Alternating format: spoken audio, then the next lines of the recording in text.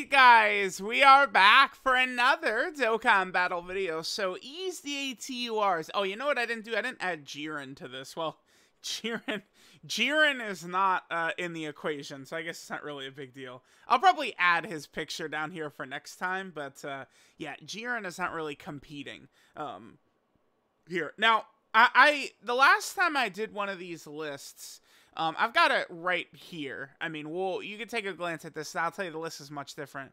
This is September 10th. So this is after we got Future Gohan. Int Goku Black came out after this, but he was terrible. He's not good enough to be on here.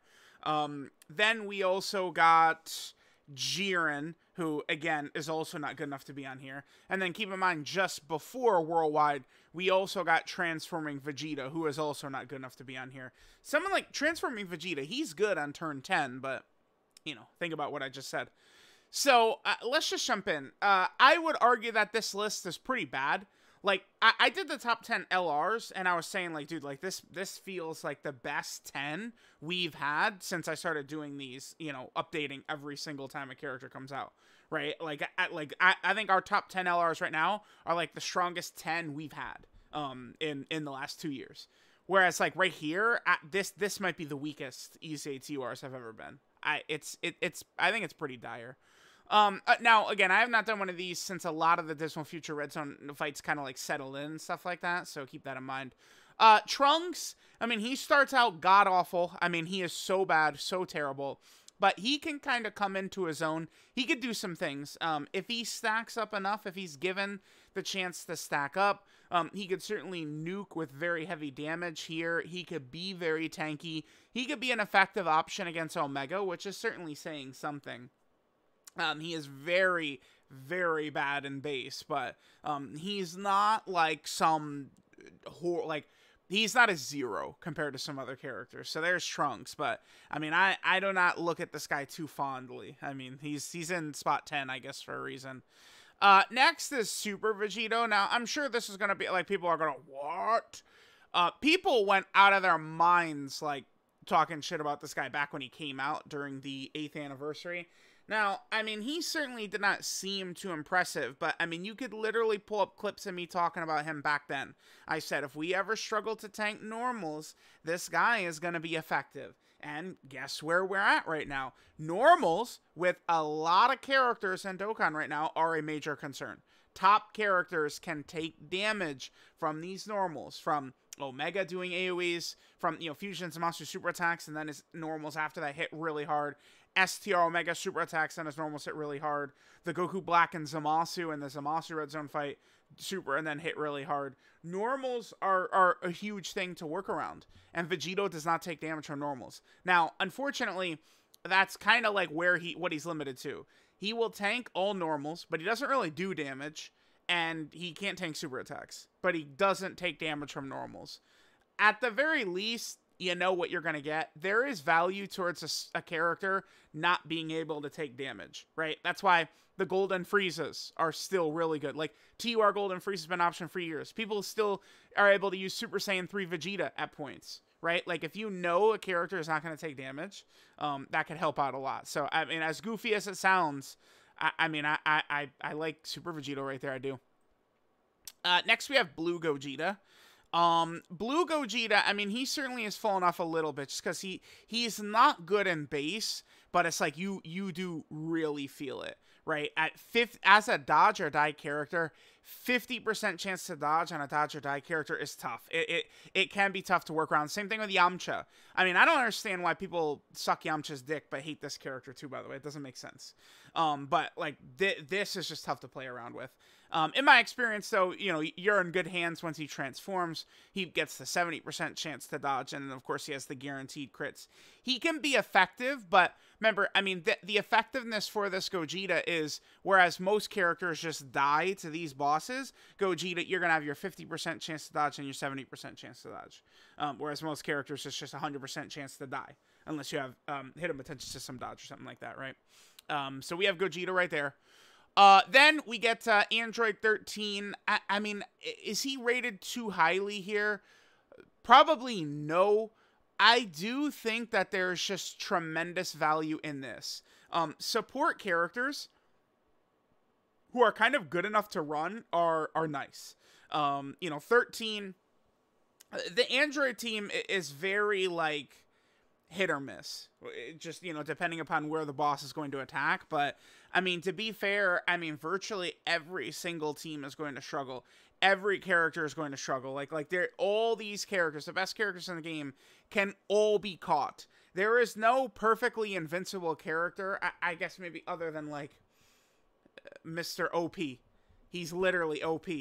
Orange Piccolo. Like, outside of him, like a double Orange Piccolo setup, like you're taking damage, and you're just gonna have to eat that.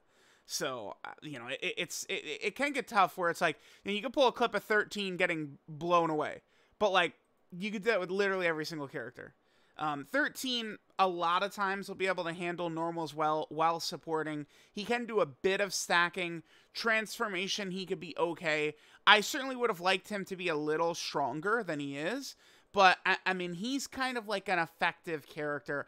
I certainly find myself being a little bit more favorable to support characters always. I feel like that's just a thing with me. Supports are just so big. So huge. So if you can get away with running them, that could be very helpful. Next we have Blue Kaioken right here. I was thinking I wanted to maybe even drop him lower, but, like, he can still do a lot. The problem is that him doing a lot is on the 17 and 18 team. He could do quite a bit on that team, right? And even that team, where we have, some stronger reps Universe 7 now, right? Because we could also grab the next character right here, which is MVP 17. So it's like Blue Kaioken, MVP 17, 17, 18, LRUI Goku, right? That's not as bad of a core as people will pretend, like, when talking about this character. But certainly, it's like, we're not running this guy out slot 1 against every single tough boss and expecting to live. When this guy came out back in February, he guarded to the point where it's like bosses could not just one-shot him and end your run while he's guarding. Now they can. Bosses are so strong that they can just insta-kill him, right, through his guard at the start of turn. So you do have to be a little bit more, maneuverable. Like, you have to maneuver this guy well. That Spirit Bomb's going to be crazy. Keep in mind that, again, these Reps of Universe 7 characters, I mean, there's at least a fair chance that we could see some Tournament of Power stuff in the anniversary. I mean, it's hard to say for sure, but we have a huge pool built up of Tournament of Power characters ready to EZA. Evolution Blue Vegeta and UI Goku, they're going to certainly EZA this anniversary. I assume, anniversary characters, just moving forward forever now. Every year, the next year is going to EZA. So this year is going to be UI Goku, Evolution Blue Vegeta. Believe it or not, we're now a year away from the 7th anniversary LR's EZAing. Listen to that. How insane. How insane is that? Like, there's no way. Like, it seems impossible. That is impossible that we're closing in on the 7th anniversary LR's EZAing. Like, you can't even. But yeah, I mean, it's right there, dude. It's on the horizon. February of 2025. 7th anniversary LR's EZAing. But yeah, I'm fine with Blue Kaioken kind of in this spot. He could do some stuff. The 17-18 team, I mean, they can work well if we're fighting like Red Zone Goku Black and Red Zone Zamasu. But, I mean, 17 and 18 get absolutely just exploded by the AoE bosses. It's hard to see. Like, how much better are 17 and 18 going to be, with upgrades to Tournament of Power? Like, are they actually going to get that much better? Like, we'll see. We'll see. Because it's not just our characters that are going to be getting better, but the bosses are going to be getting stronger as well. So, there's that. Now, 17, I feel a little bit better about him compared to before because of 17 and 18 and the Android team. This guy now has 2 setups, which are he's significantly stronger on than we had at Worldwide. And that's, again, 17-18 team, and then, the kind of updated core of the Android team. You could run 17, 18, and 16 as your leader, or you could run 21 as your lead. Either would work. I guess you could run 13 as lead. I guess you could run him as lead, too. The Android team has, all these Android category leaders have EZA'd, so it is possible. He's effective, but keep in mind, it's a little spooky when this is not up. So it's like, he's not perfect, but the thing you understand about EZA TURs is that none of them, like, these characters are typically not designed to be, you know, all right, physical fusions, Zamasu queuing up a super attack on this EZA TUR right here. Who lives? Right? Like, it's tough. That's not their intended role. I feel like this 17, again, is a support, which I'm always favorable to. If your RNG is good, he could be pretty tanky too. I like him. I do like the MVP 17 right there, so that's fine. Next, we can go ahead and grab EZA Piccolo. Piccolo is another character who's certainly fallen off a little bit just because he starts out very weak defensively, and he can get slapped up in, like, these Dismal Future Red Zone stages. But, I mean, Piccolo is bringing his Scouter to the table. He's got these HP regen. He's got the defensive stacking. And when you do transform, he does have damage reduction on top of his stack defense and his Scouter and his healing and a lot of his abilities. He's solid. But, I mean, he could just take a lot of damage early. Again, it's tough. It's a lot of these characters will get slapped around and take a lot of damage. But I like Piccolo. I think Piccolo is a good EZA. And I think he could still work well with, say, Mr. OP. Literally, again, he's literally OP, Orange Piccolo. You know, this Piccolo can work well with him, right? All right, so next we have AGL Zamasu. Let's go ahead and grab him. I think AGL Zamasu is very good, a great EZA. The thing about him, though, is in base right here, he's pretty god-awful. He's horrible. This guy sucks. He's so bad. You have to be very careful. Once he transforms, he takes a significant step up. Gaining big bad bosses is a huge factor in that. Villains need more help, but, like, this is like a solid villain addition, right? This guy I would probably have this guy, like, if he started out right here, this guy would be #1 on this list. But it's just, like, base Zamasu, it's so easy for him to get just, like, crushed. The thing that I do like about his design, though, is even though it is pretty easy for him to take a lot of damage in base, if you do not get killed, he does have this nice little HP regen at the end of turn. 20% is quite a lot, right? Considering he recovers 10% at the start right there, and, you know, you might have other villain characters that are healing, so... I do like Zamasu, but you do have to understand he's a little weak start of turn. If you get him starting in slot 7, that's pretty good. Because then you just skip this bullshit and go straight into right here. Right, so that's pretty good. Although, I guess you would lose out on a stack, but whatever. Alright, so next we're going to grab Beerus, Mr. Big Daddy Beerus. I think that, again, the last list I made was kind of like before we had really settled into the Dismal Future Red Zone. Right now, here's the thing about Beerus, physical characters. The Omega fight ends with an int phase. Fusion Zamasu starts with an int phase. The Red Zone Zamasu stage starts with an int phase. Red Zone Goku Black ends with an int phase. And then the Trunks in the Gods and Mortals event starts with an int phase. So every single fight that's relevant right now has an int phase. It makes no sense. Like almost like maybe you could say like the Gods and Mortals Vegito Blue fight, right? It's just STR or something like that. Sure, like there's a couple of other fights, but you get the point I'm making here is that like all of these fights have like a strong int phase. So Beerus, I mean, the strongest thing you could have is damage reduction plus guard. And Beerus having type advantage, he's guarding. Like that's the type advantage. What it is guard. You're guarding, right? So. Against these int phases, Beerus is essentially going to be guarding plus damage reduction. And he could do decent damage. Orbs are an issue for him, but again, I mean, that's not really as much of a problem against a Realm of Gods enemy, right? Like, Beerus was a very timely EZA.